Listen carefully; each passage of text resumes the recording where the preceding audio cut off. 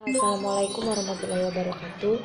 Perkenalkan, nama saya Dianti dengan NIM 2120210039. Di sini saya sebagai pemateri pertama. Adapun materi yang ingin saya sampaikan tentang ruang lingkup pengembangan nilai-nilai keagamaan anak usia dini.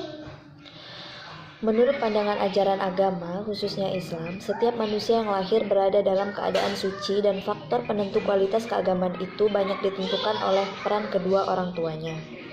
Menurut Badruddin tahun 1996, anak adalah keturunan pertama setelah ibu dan bapak. Anak-anak adalah manusia masih kecil yang belum dewasa dan memiliki potensi laten untuk tumbuh dan berkembang. Potensi tersebut adalah potensi jasmani yang berkaitan dengan fisik atau motorik, serta potensi jasmani yang berkaitan dengan kemampuan intelektual ataupun spiritual yang termasuk juga di dalam nilai-nilai agama. Membina potensi dalam diri anak adalah tugas pendidik secara nyata. Di rumah, orang tua mempunyai kewajiban bukan hanya memenuhi kebutuhan jasmani belaka, tetapi mereka juga dituntut mendidik dan membimbing anak dengan nilai-nilai keagamaan yang harus dipraktikkan dalam rutinitas kehidupan sehari-hari. Dan di sekolah, nilai-nilai keagamaan yang harus ditanamkan oleh guru seyogianya diinteraksikan atau dipadukan dalam kegiatan belajar mengajar dari pembukaan sampai penutup. Apabila nilai-nilai tertanam pada diri anak, mereka akan tumbuh dan berkembang dengan memiliki kemampuan untuk mencegah dan menangkal mereka dari berbagai pengaruh yang negatif. Sebaliknya, jika nilai-nilai keagamaan itu tidak ditanamkan secara maksimal, maka akan muncul pelaku-pelaku yang kurang baik yang menyimpang aturan agama. Selanjutnya ada fenomena munculnya nilai keagamaan anak. Rasa keagamaan dan nilai-nilai keagamaan akan tumbuh dan berkembang pada diri anak seiring dengan pertumbuhan dan perkembangan psikis atau fisik anak itu sendiri. Mulai dari anak baru lahir, kita dapat membisikkan kalimat-kalimat kebaikan di telinga mereka agar ketika anak itu pertama kali mendengar suara di dunia ini adalah kalimat-kalimat yang baik. Ketika menyusui, kita berikan air susu yang sebelah kanan dulu diawali dengan mengucapkan doa, mewakili anak berdoa sebelum makan dan minum serta sesudahnya. Ketika mereka menginjak usia selanjutnya, saat mereka bisa berbicara, berikan tuntunan untuk mengenal kata-kata dalam istilah agama. Demikian pula anak perlu diperkenalkan diperkenalkan keberadaan Tuhan dalam kehidupannya. Anak menjadi mengenal Tuhan dari bahasa yang diucapkan oleh orang dewasa yang ada di sekelilingnya. Kedua, ada perkembangan nilai-nilai keagamaan anak. Ada faktor yang dapat mempengaruhi perkembangan nilai-nilai pada diri anak, yaitu satu, faktor pembawaan atau internal. Perbedaan hakiki antara manusia dan hewan adalah dimilikinya akal pikiran yang merupakan potensi termahal dan tidak dimiliki oleh makhluk lain sesama ciptaan Tuhan. Akal pikiran itu diharapkan akan membimbing dan mengarahkan serta mendorong manusia ke jalan yang benar, atau mampu membedakan yang baik dan yang buruknya. Yang kedua, ada faktor lingkungan atau eksternal. Faktor ini merupakan potensi yang mempunyai kecenderungan untuk berkembang. Faktor eksternal ini tidak lain dari lingkungan tempat individu itu hidup, yaitu lingkungan keluarga, sekolah, dan masyarakat. Yang ketiga, ada pokok-pokok pengembangan nilai-nilai keagamaan pada anak usia TK. Dunia internasional yang dipelopori oleh UNESCO melalui The International Commission on Education for 21st Century menyimpulkan untuk memasuki abad ke-21, pendidikan kita perlu berangkat dari 4 pilar proses pembelajaran. Yang pertama ada learning to know, yang kedua ada learning to do, yang ketiga ada learning to be, dan yang keempat ada learning to live together. Menurut Sudijarto di tahun 2000, penerapan 4 pilar proses pembelajaran ini pada setiap jenjang, jenis, dan jalur pendidikan sangat diperlukan bagi terlaksananya fungsi dan tercapainya tujuan pendidikan nasional. B. Sifat-sifat munculnya pembelajaran. 1. Aplikatif. Sifat ini memiliki makna bahwa yang harus anak dapatkan pada saat mereka mengikuti proses pembinaan dan pengembangan nilai-nilai keagamaan dalam materi pembelajaran terapan, materi yang berkaitan dengan kegiatan rutin kehidupan sehari-hari dan memang sangat dibutuhkan anak dalam kehidupannya. Yang kedua, menyenangkan. Sifat materi nilai-nilai agama yang harus disiapkan oleh pendidik adalah harus bersifat menyenangkan bagi anak, membuat anak bahagia dan menjadikan anak mencintai atau menyukai aktivitasnya. Yang ketiga adalah mudah ditiru. Ruang lingkup tentang hal ini, seperti praktik peribadatan yang ringan atau sikap berdoa, sikap bersalaman, dan praktik wudhu, iqomah, gerakan sholat, dan sebagainya. Hindari penyajian materi pembelajaran yang menyusahkan hingga membuat anak malas mengikutinya. Strategi pengembangan nilai-nilai keagamaan pada anak usia dini dapat dibagi menjadi 3, yaitu 1. Kegiatan rutinitas. Kegiatan rutinitas adalah kegiatan sehari-hari yang dilaksanakan secara terus-menerus tetapi terprogram dengan pasti.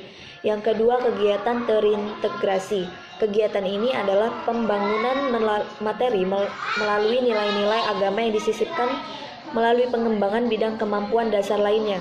Yang ketiga, kegiatan khusus merupakan program kegiatan belajar yang berisi pengembangan kemampuan dasar nilai-nilai agama yang pelaksanaannya tidak dimasukkan atau tidak harus dikaitkan dengan pengembangan bidang kemampuan dasar lainnya sehingga membutuhkan waktu dan penanganan khusus. Dan saya Dini Angelita dengan NIM 2120210040. Di sini saya sebagai pemateri kedua, yaitu menjelaskan tentang metode dan pendekatan dalam pengembangan nilai-nilai keagamaan pada anak usia dini. A. Metode dan dalam pengembangan nilai-nilai keagamaan pada anak usia dini. Learning by doing adalah hal yang terpenting dalam menentukan pendekatan apapun untuk anak. Pendekatan yang dimaksud adalah cara teratur yang digunakan untuk melaksanakan suatu kegiatan agar tercapai hasil yang baik seperti yang dikehendaki. Badudu Zain 1996. Untuk menentukan pendekatan yang dipilih, seorang guru perlu mempertimbangkan berbagai hal. Yang pertama yaitu tujuan yang hendak dicapai, yang kedua karakteristik anak-anak, yang ketiga jenis kegiatan, yang keempat nilai atau kemampuan yang hendak dikembangkan, yang kelima itu pola kegiatan yang akan dilakukan, yang keenam fasilitas atau media yang perlu disediakan, yang ketujuh situasi, dan yang kedelapan tema atau subtema yang akan dipilih. B. Pembelajaran dengan media nyata atau contextual learning. Pembelajaran kontekstual adalah konsep belajar yang membantu guru mengaitkan materi yang diajarkan dengan situasi dunia nyata anak serta mendorong anak membuat hubungan pengetahuan yang dimilikinya dengan penerapan dalam kehidupan mereka sehari-hari. Pembelajaran karakteristik melibatkan 7 komponen utama pembelajaran efektif atau Debdignas 2002. Yang pertama yaitu ada konstruktivisme atau konstruktivis. Yang kedua yaitu bertanya atau questioning. Yang ketiga menemukan atau inquiry. Yang keempat itu masyarakat belajar atau learning community. Yang kelima itu ada pemodelan atau modeling. Yang keenam itu ada refleksi atau reflection. Dan yang terakhir yaitu penilaian sebenarnya atau authentic asset.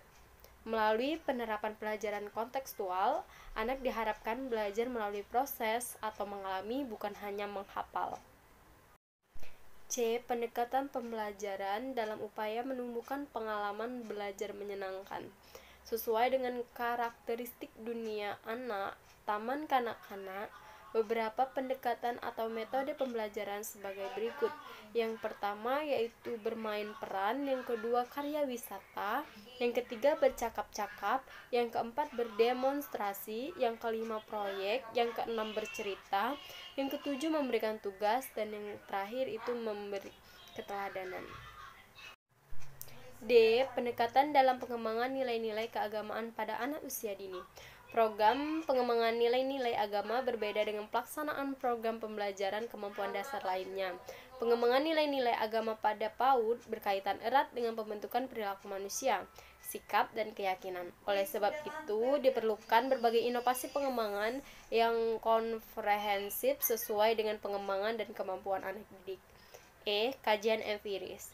Ada beberapa persyaratan yang perlu dimiliki guru, seperti mempelajari pendekatan yang sesuai dengan tingkat perkembangan dan kebutuhan anak didik, menyiapkan kurikulum yang komprehensif, dan adanya kesinambungan satu program lainnya.